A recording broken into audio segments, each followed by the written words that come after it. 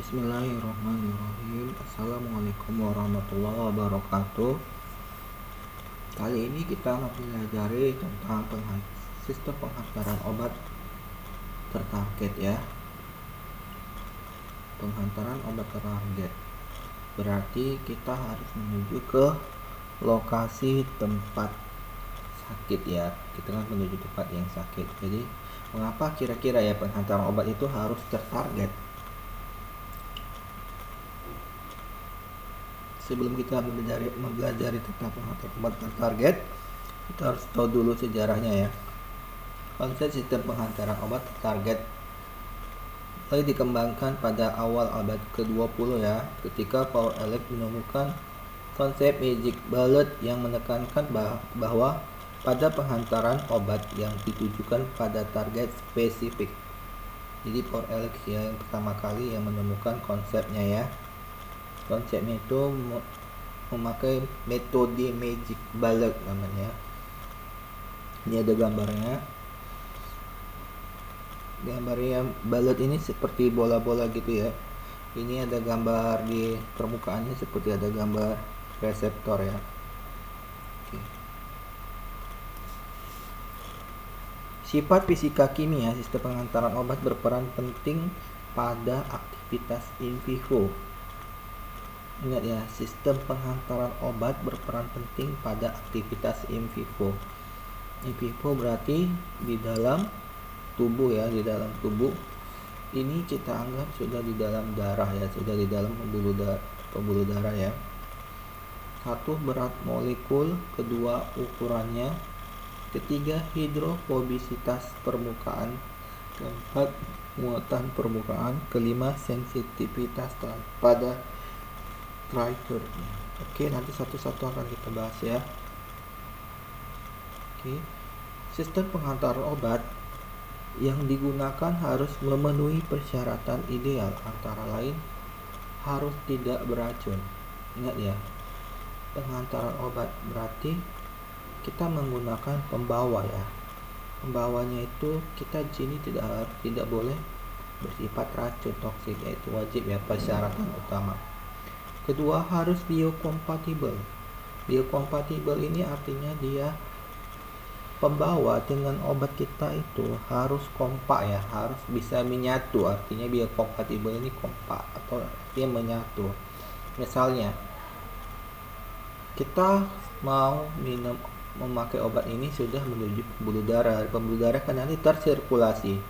Kita misalnya mau menuju ke sel organ, misalnya ke jantung lah misalnya. Di dalam pembuluh darah obat kita ini masih dalam bentuk utuh ya, masih di dalam bentuk fisikal tadi. Misalnya dia tidak boleh dalam bentuk yang sudah terurai,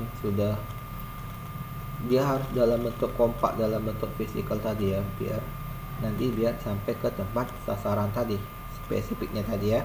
Oke. Lalu dia harus non imunogenik. Maksudnya ini pembawa obat kita tadi tidak boleh bersifat imun, dia tidak boleh mempunyai aktivitas sendiri. Takutnya misalnya pembawa kita mempunyai efek, ternyata dia tidak terjadi interaksi ya, dia nanti susah untuk bergabung dengan obat kita tersebut. Oke ya. Lalu biodegradable, artinya ini dia tidak terurai ya. Misalnya tadi kan biokompatibel ya, kompak dia, lalu biodegradable artinya dia tidak boleh terurai. Misalnya di dalam kompak tadi, misalnya udah di dalam pembuluh darah, dia terus tersirkulasi, dia tidak boleh terurai ya. Lalu menghindari pengenalan oleh mekanisme imun host, artinya di dalam tubuh kita kan ada, di dalam pembuluh darah kita terdapat sistem imun host. Itu artinya misalnya ada makrofag ya, misalnya dalam itu kan nanti pembawa kita, obat kita nanti dalam bentuk nanopartikel ya. Jadi kalau di dalam benda asing kan dalam tubuh kita kan ada namanya sistem imun, itu contohnya makrofag. Nanti makrofag itu akan memakan benda asing yang masuk ke dalam tubuh kita. Jadi takutnya obat kita dianggap oleh makrofag tersebut sebagai benda asing ya. Jadi bagaimana kita memformulasi, mendesain, memodifikasi agar obat kita tidak dapat dikenali dengan makrofag tersebut, dengan cara gimana? Oke, nanti kita bahas ya. Kriteria mendesain sistem penghantaran obat. 1. Sistem tetap stabil selama distribusi. Ini tadi ya. Maksudnya selama distribusi di dalam pembuluh darah, misalnya obat kita di dalam pembuluh darah menuju ke sel target, dia masih tetap stabil, tidak boleh dalam bentuk, misalnya tidak boleh dalam bentuk terurai, dia misalnya ada yang kuranglah komposisinya gitu ya, dia harus dalam bentuk stabil ya, supaya sampai ke sasaran kita. Oke. Kedua, stimulus pelepasannya spesifik di tempat aksi. Maksudnya ini pelepasannya spesifik di tempat aksi. Maksudnya ini sepertinya dia spesifik kita mau kemana. Misalnya spesifiknya kita mau ke sel kanker lah, mau ke sel cancer di mana, misalnya kita mau ke sel cancer di kolon, ya kita spesifiknya di kolon saja, tidak kemana-mana ya. Oke. Ketiga, sistem cukup sensitif terhadap stimulus untuk menghasilkan pelepasan yang efektif. Di mana sini artinya sistem cukup sensitif. Jadi gini, di dalam nanti kita membuat suatu obat kita nanti dalam bentuk ini ya, misalnya kita anggap ini kita buat dalam bentuk liposom. Jadi kita membuat obat kita ini sensitif, artinya dia langsung dikenali oleh sel kita tersebut ya. Jadi di situ nanti kita di permukaan liposom kita tersebut kita meletakkan di situ namanya ligan. Jadi ligan ini dapat mengenali sel kita tersebut ya, yang mau kita letakkan. Oke. Keempat, mekanisme memicu pelepasan ini harus sesuai dengan sistem penghantaran yang dibuat, seperti stabil dalam sirkulasi darah dan terposisi selektif di target aksi. Ngerti artinya? Maksudnya mekanisme memicu pelepasan harus sesuai dengan sistem penghantaran yang dibuat, seperti stabil dalam sirkulasi darah dan terposisi selektif di target aksi. Jadi misalnya dia seperti nomor 1 ya, dia harus stabil di dalam darah dan terposisi, maksudnya komposisinya itu tidak boleh satu pun yang lepas. Takutnya kalau dia komposisinya berkurang, takutnya dia tidak sampai ke sel target kita ya, aksi kita. Oke. Kita lanjut.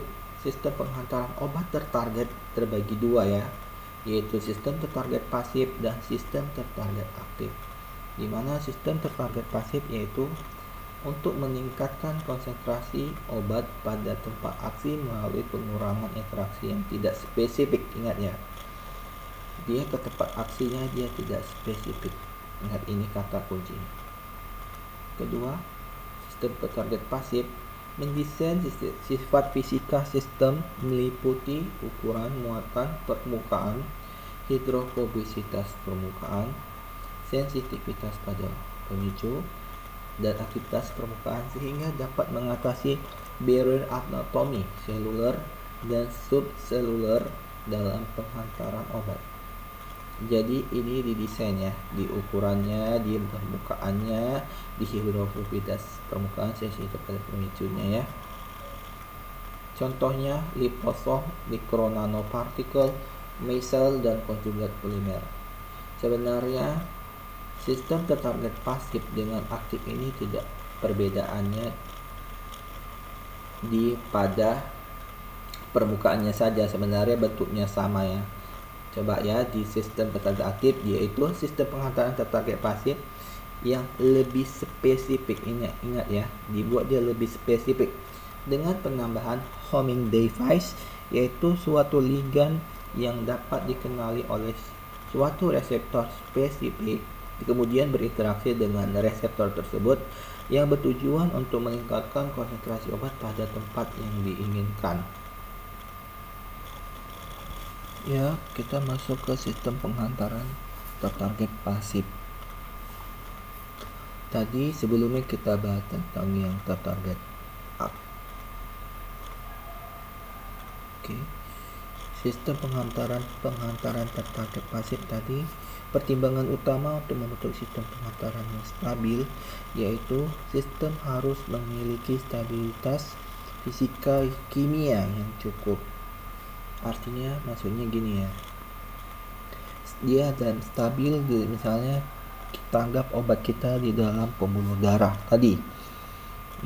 Misalnya kita merancang mendesain liposom kita buat ya, contohnya ya, liposom kita sudah sampai pembuluh darah. Di dalam pembuluh darah kan ada proses fisika kimianya, contohnya ukurannya gimana, misalnya kimianya terhadap suhu dia gimana gitu ya. Di dalam pembuluh darah kan suhunya 37 plus minus ya. Jadi misalnya kita di dalam pembuluh darah dia tetap stabil seperti yang kita buat, jangan sampai ada pengurangan atau kerusakan oleh karena suhu, oleh karena darah tadi, oleh karena viskositas di dalam darah. Pokoknya di dalam pembuluh darah dia tetap stabil ya, itu artinya ya. Oke, sehingga obat tidak terdisosiasi atau terdekomposisi dari sistem penghantaran sebelum mencapai tempat aksi. Jadi kan dia stabil di dalam darah misalnya ya, baik secara fisika dan kimianya, supaya contohnya dia tidak terdisosiasi atau terdekomposisi atau terkurangnya komposisi ya, supaya ke target kita dia cepat sesuai dia ke target kita, tidak kemana-mana gitu ya. Kalau takutnya kalau terjadi reaksi fisika kimianya ditakutkan dia tidak sampai ke aksi kita tadi. Oke ya. Kedua, setelah mencapai target aksi ini sudah ke aksi misalnya yang keduanya, sistem penghantaran harus melepaskan obat dalam jumlah yang cukup untuk menimbulkan efek terapi. Misalnya sudah sampai ke pembuluh darah, sudah sampai ke sel yang ke-7 nih, dia melepaskan obat kita, tuh ya. Tapi jangan dalam bentuk yang ini, yang seperti awalnya tadi, tidak boleh terjadi kekurangan obat tadi ya. Takutnya kalau dia bocor nih fisikalnya, artinya dosisnya kan kurang, jadi efeknya kurang juga ya. Oke. Ketiga, sistem penghantaran yang digunakan atau pembawanya, carriernya harus terdegradasi dan dapat dieliminasi dari tubuh untuk menghindari toksisitas jangka panjang atau imunogenitas. Tadi kan memang syarat pembawanya kita tidak boleh imun ya, tidak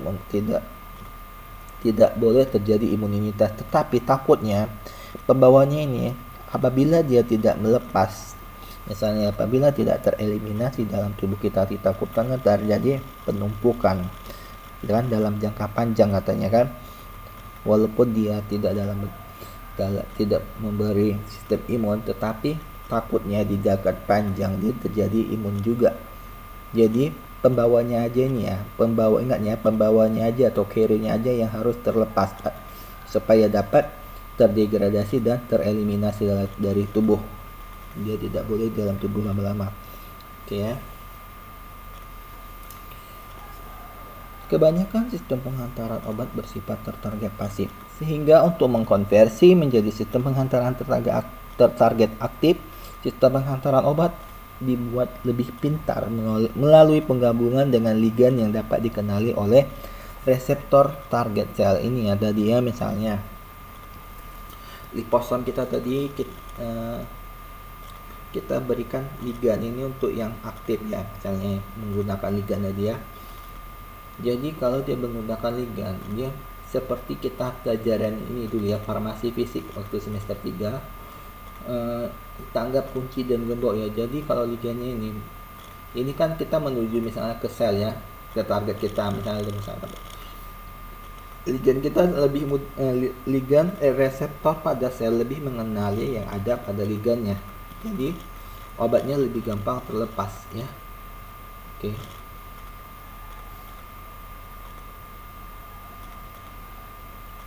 Ini ya animasinya contoh pada animasi gambar pasif tertarget. Ini kita anggap di dalam pembuluh darah. Yang warna coklat ini kita anggap dalam dinding sel yang warna gelap. Ini kita anggap tumor ya, tumor sel. Ini yang seperti bintang-bintang ini obat kita, nanocarrier kita ya. Perhatikan di dalam dinding sel atau endotelia terjadi kerusakan dinding sel ya apabila ada tumor. Jadi dengan gampangnya obat nanocarrier-nya akan masuk ke dalam dinding sel cancer tadi atau dinding sel pada tumor ya. Oke, kita masuk ke sistem penghantaran tertarget aktif. Sistem penghantaran tertarget aktif dapat diklasifikasikan menjadi 3, yaitu target ke organ, ke sel, ke subseluler. Artinya ini ke organ. Organ mana yang mau kita tuju? Misalnya kita mau ke organ jantung, ke sel. Sudah sampai ke organ, kita sampai ke selnya, sel jantungnya ya. Contohnya ke sel T-nya gitu ya. Lalu kita di sel ini kan ada subseluler ya, di bawah sel, lapisan bawah sel tadi ya. Oke. Sistem penghantaran tertarget menggunakan ligan. Ligan tadi ya. Ligan, ingat kalau menggunakan ligan dia berarti aktif, tertarget aktif ya. Faktor-faktor yang perlu dipertimbangkan untuk mengembangkan sistem penghantaran tertarget aktif antara lain biodegradable. Ini ya, dia tidak boleh terurai. Artinya biodegradable ini dia dalam keadaan utuh juga ya, tidak boleh terurai walaupun di dalam pembuluh darah. Kedua, biocompatible. Ingat ya, seperti yang di aktif tadi, yang di pasif tadi ya, sama aja sebenarnya. Cuman bedanya antara aktif dan pasif yaitu pada ligan tadi. Dia kompatibel itu kompak ya, atau dapat menyatu antara pembuluh darah, tidak penyatu antara pembawa dengan obat. Ketiga, non toksik ya, tidak boleh menimbulkan racun ya. Keempat, pemilihan bahan pembawa atau carrier. Kelima, material yang tertarget yang tepat.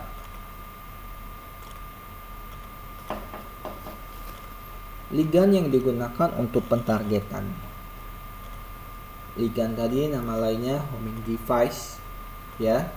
Homing device dalam penghantaran tertarget aktif menggunakan antibody, peptide, peptida itu artinya ya, gula, vitamin dan sebagainya sebagai sistem penarget pada tempat spesifik. Ini itu tadi ya, misalnya pertimbangan untuk fisikal kita tadi ya, yang in vivo tadi, berat molekul dan ukuran.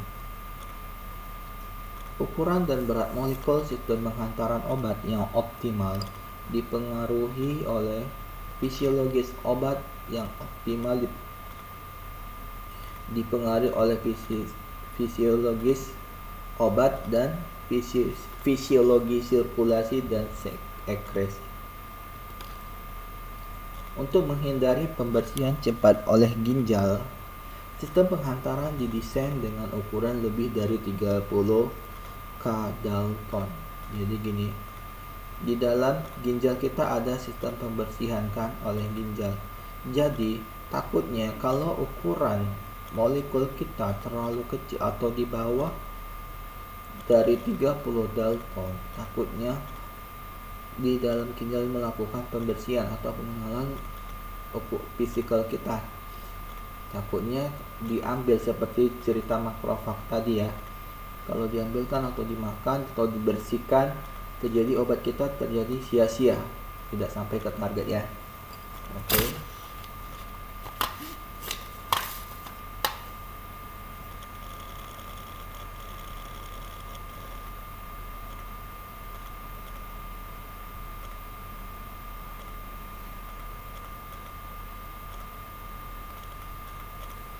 Kita lanjut.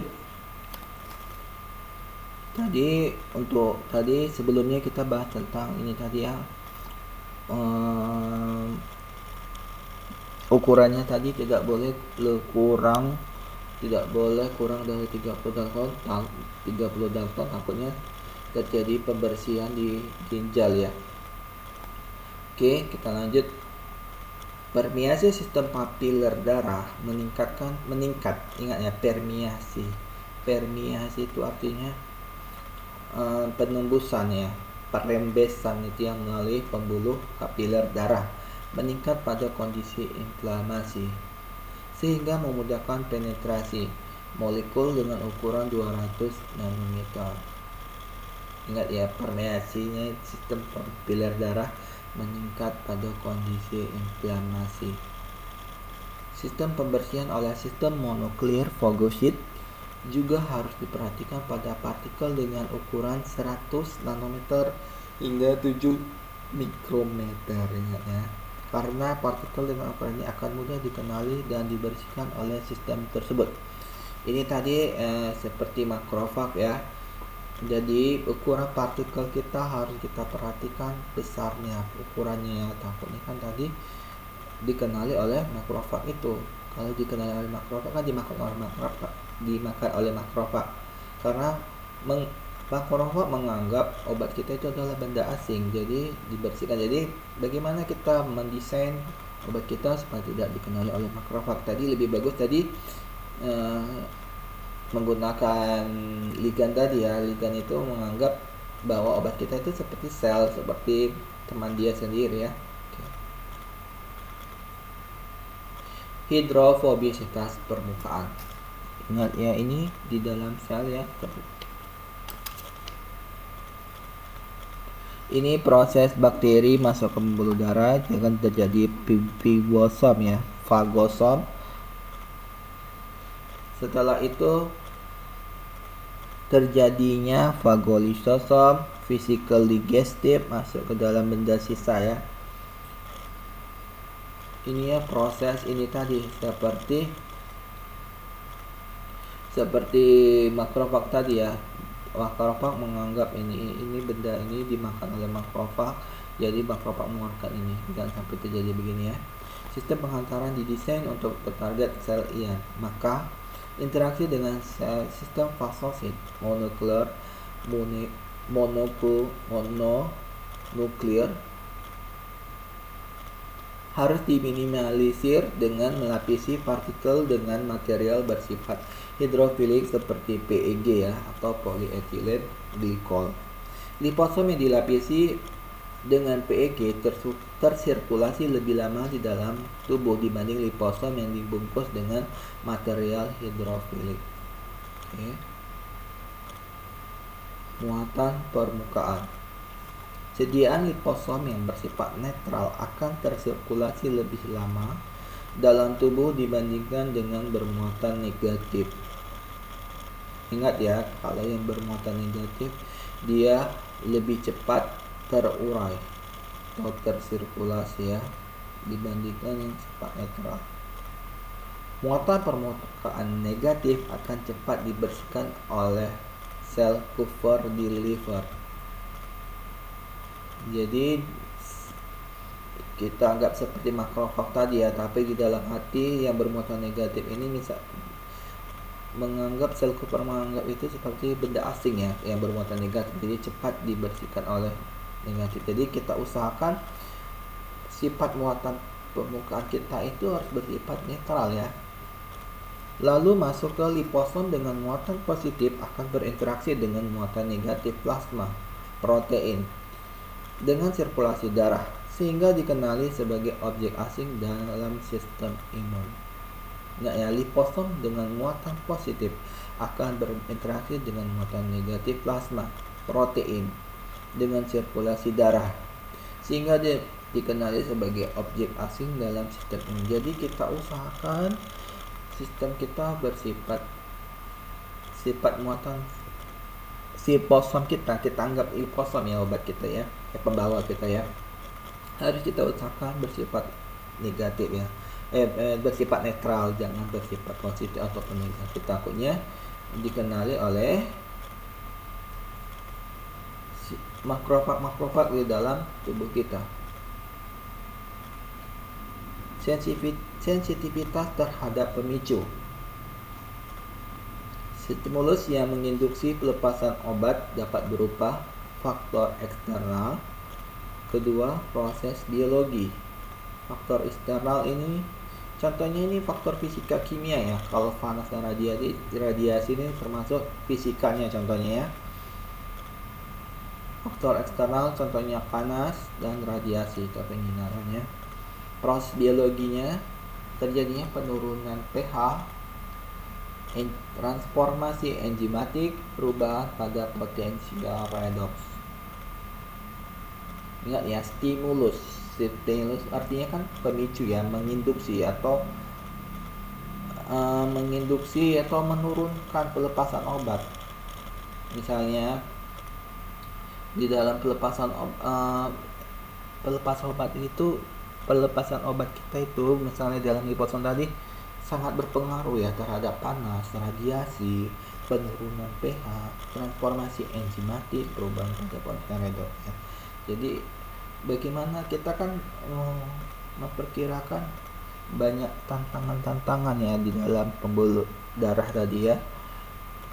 Tantangan kita seperti inilah tadi, panas, radiasi, penurunan pH kita.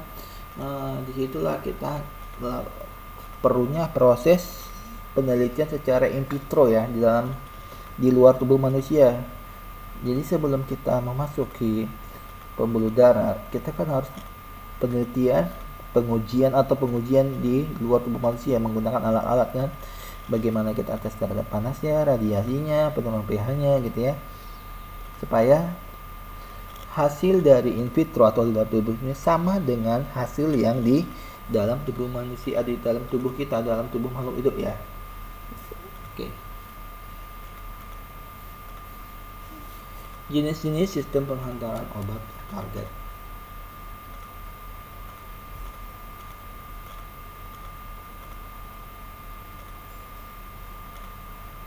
Jenis-jenis sistem penghantaran obat target itu ada liposom, polimer sel, nanopartikel, dan dimer. Nanti kita jelaskan satu-satu ya. Oh, ini tadi gambar target aktif ya. Tengok nih, perhatikan sistem penghantaran target aktif. Di sini obatnya dalam pembuluh darah, obat terus tersalut di dalam vesikel tadi ya.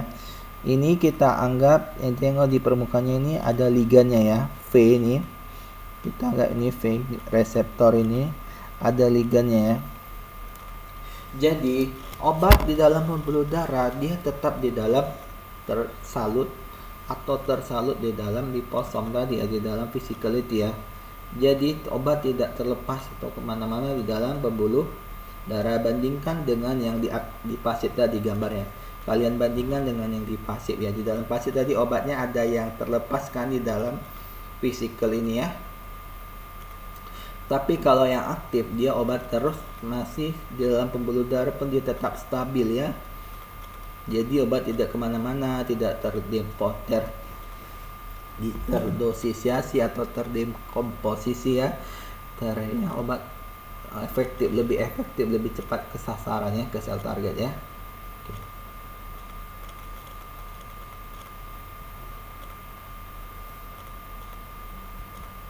Oke, kita masuk ke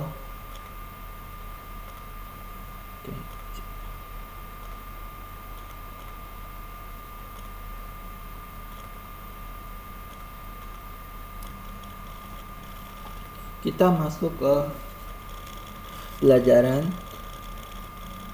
Novel Drugs Delivery System atau NDDS. Kalau dikatakan novel berarti adalah penelitian pengembangan obat terbaru ya. Novelnya artinya terbarukan. NDDS yang terbarukan ini termasuk nanophysical, nanopartikel dan dendrimer, mikrosfer, mikro nano emulsi, dan solid lipid nanopartikel atau SLN, misel. Ini ya, kalian pahami dulu kelima ini adalah pengembangan atau penemuan. Sebenarnya sih nggak baru di negara kita aja yang seperti baru, cuma sebenarnya di luar udah lama ya. Nanofisikal ini tadi ya, ini ya, liposom, fitosom, etosom, transfersom. Dia berbahan dasar fosfolipid. Ingat ya, nanofisikal ini berbahan dasar fosfolipid. Kedua, nanopartikel dan dendrimer. Dia berbahan dasar polimer. Ingat ya, polimer. Dia menggunakan polimer apa? Biasanya nanopartikel ini menggunakan polimer perpaduan antara polimer hidrofilik dan lipofilik. Ya. Ketiga, mikrosfer. Mikrosfer ini sebenarnya sama seperti nanopartikel, tapi dia berbentuk matriks namanya ya. Keempat, mikro nano emulsi. Ingat ya, sama dengan nanopartikel, tapi dia dalam bentuk emulsi, ada cairannya ya. Dia berbahan, ingat seperti buat emulsi ya, berbahan dasar lemak. Lalu masuk ke misel. Misel ini berbahan dasar surfaktan. Kita masuk ke nanofisikal ya. Nanofisikal tadi kan ada liposom, ada fitosom, ada etosom, ada transfersom. Liposom inilah komponennya, semua berbahan dasar ada fosfolipidnya ya. Di liposom ada fosfolipid, di fitosom juga ada fosfolipid, di etosom juga ada fosfolipid, di transfersom juga ada fosfolipid. Semua berbahan dasar liposom. Apa perbedaan keempatnya ya? Perhatikan. Kalau yang di liposom komponennya ada fosfolipid dan ada juga kolesterol, dan biasa juga ada mengandung air ya, untuk aqueous, untuk yang berairnya. Lalu ke fitosom. Fitosom ini nama lainnya fitofosfolipid. Komponennya mikrosfer, contohnya kitosan, senyawa aktif berbahan alam bersifat hidrofilik dengan membentuk kompleks senyawa aktif atau fitokonstituen di dalam fosfolipid. Nah, ya, mikrosfer ya, seperti matriks juga, dia bahan aktifnya biasanya berbahan alam ya, tapi yang bersifat hidrofilik. Oke. Kita masuk ke fitosom. Etosom ya, etosom sifatnya lembut dan elastis.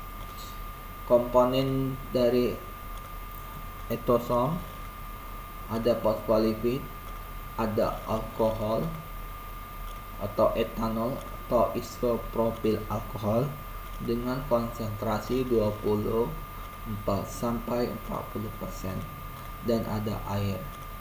Jadi air berinteraksi dengan alkohol dinamakan hidroalkohol. Lalu masuk ke transfersom.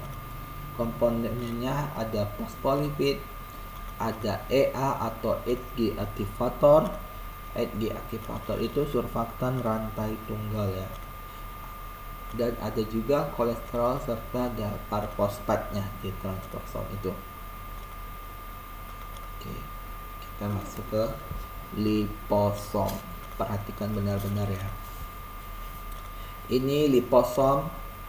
Ini gambar sebelah kanan, gambar liposom, ada liganya, berarti apa tadi? Target aktif ya, atau homing device.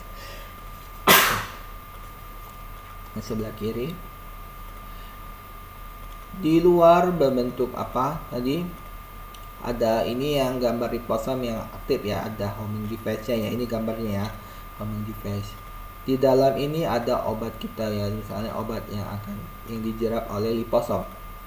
Yang di luar kan bersifat apa? Hidrofilik ya, yang di luar hidrofilik. Ini kan ada lapisan lipid ya, di bawah hidrofilik ada lipid. Di sini juga ada hidrofilik. Karena apa? Di dalam warna biru ini kan ada airnya ya, bersifat air, ada obat. Jadi kan di lapisan antara air dan liposom ini yang bersifat lapisan yang bersifat hidrofilik juga kan ini. Jadi ini yang di lipid ini di bawah, ingat yang paling luar bersifat hidrofilik, di bawah hidrofilik ini ada lipofiliknya ya. Di bawah lipofiliknya ini ada lagi hidrofiliknya. Habis hidrofiliknya ya udah lapisan air dan obat kita. Oke ya. Liposom atau gelembung lemak merupakan partikel koloid yang dibuat menggunakan molekul fosfolipid dan yang paling umum digunakan pengantaran obat tertentu. Ini ya tadi ya, liposom. Yang warna biru ini kita anggap hidrofilik ya, warna biru kita anggap air, ingat ya. Ini warna kuning kita anggap obat ini ya, yang bersifat lipofilik ya. Lemaknya berasal dari kolesterol, lipofiliknya berasal dari fosfolipid tadi ya. Ini ya gambarnya ya, hidrofilik yang kepalanya, hidrofilik yang ekornya, lipofilik. Baru di dalamnya ada aqueous solution, larutan airnya ya. Partikel sferis yang mengenkapsulasi suatu fraksi pelarut sehingga pelarut tersebut dapat berdifusi ke bagian dalam. Ingat ya, partikel yang sferis, ini sferis artinya ya, bulat ya, mengenkapsulasi suatu fraksi pelarut sehingga pelarut tersebut dapat berdifusi ke bagian dalam. Pelarutnya di bagian dalam ya. Kita menggunakan contohnya pelarut air ya. Jadi pelarutnya di bagian dalam. Karena dia air kan bersifat hidrofilik, dia masuk ke dalam air hidrofilik. Oke. Dapat terdiri dari satu atau beberapa banyak membran. Ya, membrannya banyak ya, membran.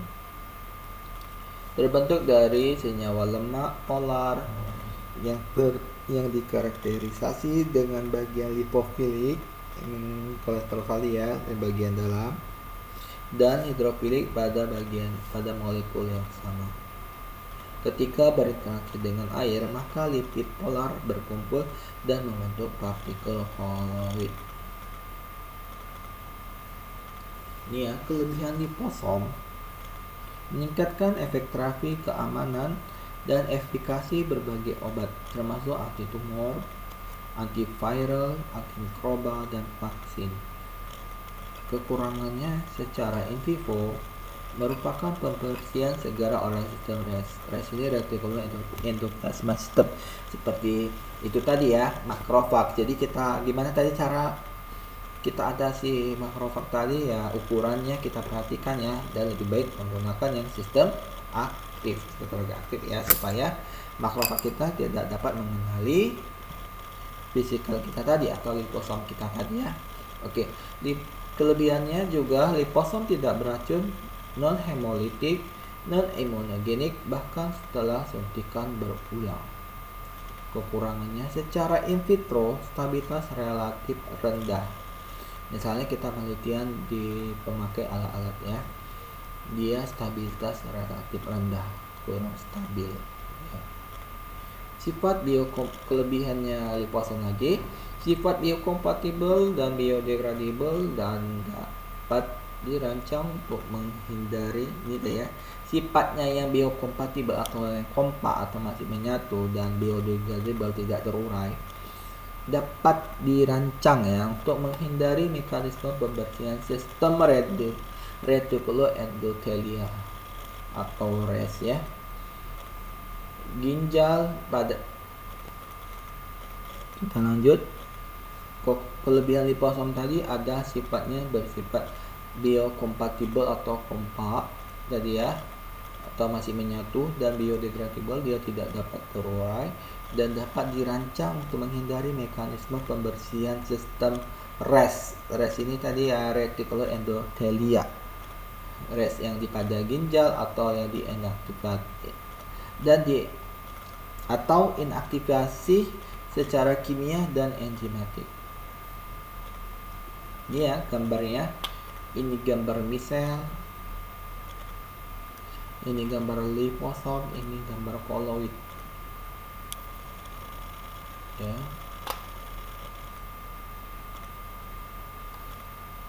Ingat perbedaan liposom dengan koloid, gambarnya apa? Di dalam liposom ini paling dalam intinya ya, bersifat hidrofilik, sedangkan koloid dia bersifat lipofilik ya. Ingat di kulitnya bilayer, tapi yang di koloid kulitnya monolayer ya, satu lapis. Intinya air di liposom, tapi inti dalam koloid ini minyak ya. Ini gambar ini gambar ini ya, gambar fosfolipid. Ingat fosfolipid tadi ada ekor dan ada kepala dan ekor. Tadi kan katanya kepala bersifat polar, di ekornya bersifat minyak. Tapi di antara polar dan non polar ada fosfat dan gliserol. Kita anggap fosfat dan gliserolnya ini seperti surfaktan ya, penggabungannya ya. Ingat ya, di dalam fosfolipid dia ada polar, ada kepala yang bersifat polar, ada ekor bersifat lemak-lemak ini bersifat rantai asam ya. Fatty acid chain, rantai asam lemak namanya ya. Chain fatty ini kan lemak ya, fatty asam lemak ya, rantai asam lemak. Jadi di sini penggabungan yang menggabungkan fosfolipid ini yaitu ada rantai fosfat dan gliserol. Ini ya, liposom. Kita sekarang bahas tentang liposom ya. Liposom ini berasal dari bahasa Yunani. Lipos artinya lemak, di ekornya ada lemak tadi ya. Soma artinya tubuh berlemak artinya. Liposom adalah fisikal buatan yang berukuran kecil, memiliki bentuk spherics dan terdiri dari membran fosfolipid. Fosfolipid bilayer berarti 2 lapis ya. Dibuat dari fosfolipid non toksik dan kolesterol untuk membentuk suatu atau multi membran bilayer yang memungkinkan dalam mengenkapsulasi senyawa aktif yang hidrofilik maupun hidrofobik tadi.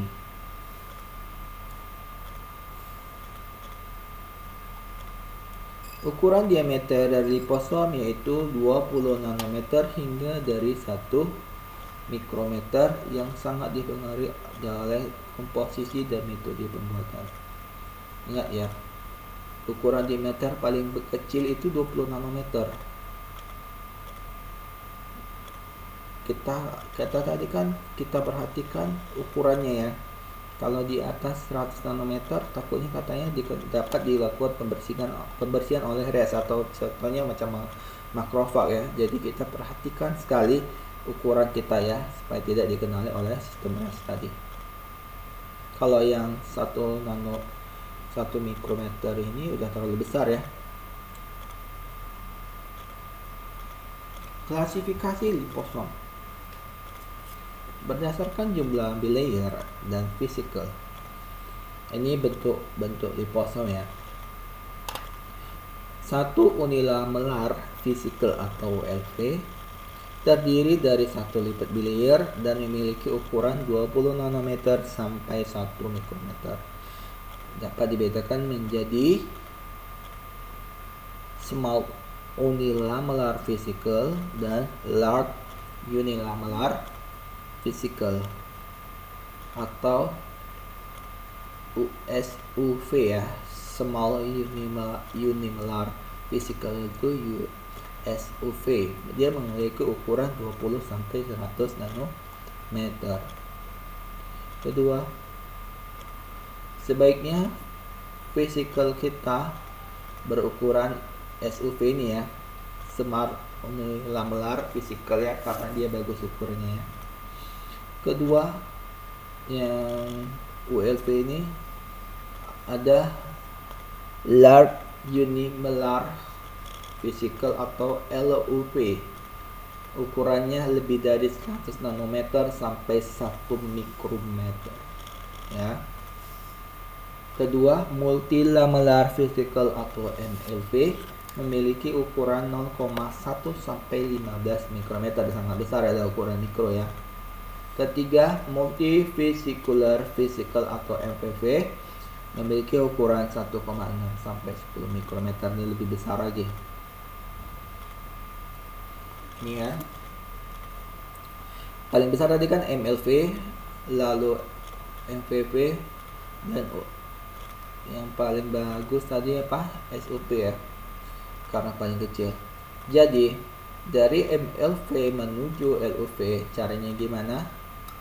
Kita sonikator ya, disonikasi ya, supaya ukurannya kecil. Sonikator itu adalah proses pengecilan partikel dengan menggunakan suara, maksudnya menggunakan metode ini ya, getarannya dari negeri suara ya. Perbedaan ukuran MLV yang terbentuk bergantung dari waktu hidrasi, metode suspensi, komposisi dan konsentrasi lipid, dan volume cairan penghidrasi atau ini ya, dan volume cairan penghidrasi itu dikatakan oleh Monteiro. Namun metode pembuatan ini keterbatasannya yaitu memiliki kemampuan enkapsulasi yang rendah. Ingat ya, enkapsulasinya yang rendah dan sulit menghasilkan liposom dengan ukuran nano. Jadi sangat sulit kita membuat ukuran nano tadi ya, kalau metode yang di atas ya, metode hidrasi, suspensi, komposisi, lipid. Oleh karena itu digunakan tambahan metode sonikasi atau ekstruksi sehingga didapatkan fisikal dengan ukuran ULV kan, yang kita lebih baik kan menggunakan metode ULV ya, atau ukuran ULV yang sangat kecil. Caranya gimana yang lebih baik adalah dengan menggunakan sonikator ya, supaya dia bentuk enkapsulasinya stabil dan gampang membuat bentuk ukuran nano. Ini ya tadi ya yang di muatan permukaan tadi di liposom. Jadi contohnya muatan permukaan yang bentuk netral mempunyai kecenderungan lebih rendah menjadi lebih jelas oleh sel-sel retikel endothelial sistem Torres. Setelah pemberian sistemik dan memiliki kecenderungan yang tertinggi menjadi agregat. Jadi gini, walaupun tadi yang bermuatan negatif dia lebih lama di dalam pembuluh darah, tetapi kekurangannya dia lebih cepat terjadi agregat. Agregat ini terjadi penggumpalan, paham ya? Kedua, dia bermuatan negatif. Liposom yang bermuatan negatif mengandung phosphatidylcholinserin atau PS atau phosphatidylglycerol atau PG. Diamati merupakan endosit pada kecepatan berlebih dan untuk lebih luas dibanding muatan netral. Dikenal pada reseptor yang ditemukan pada berbagai termasuk macrophage. Liposom bermuatan positif. Liposom kationik sering digunakan sebagai reagen kondensasi DNA untuk penghantaran DNA dalam sistem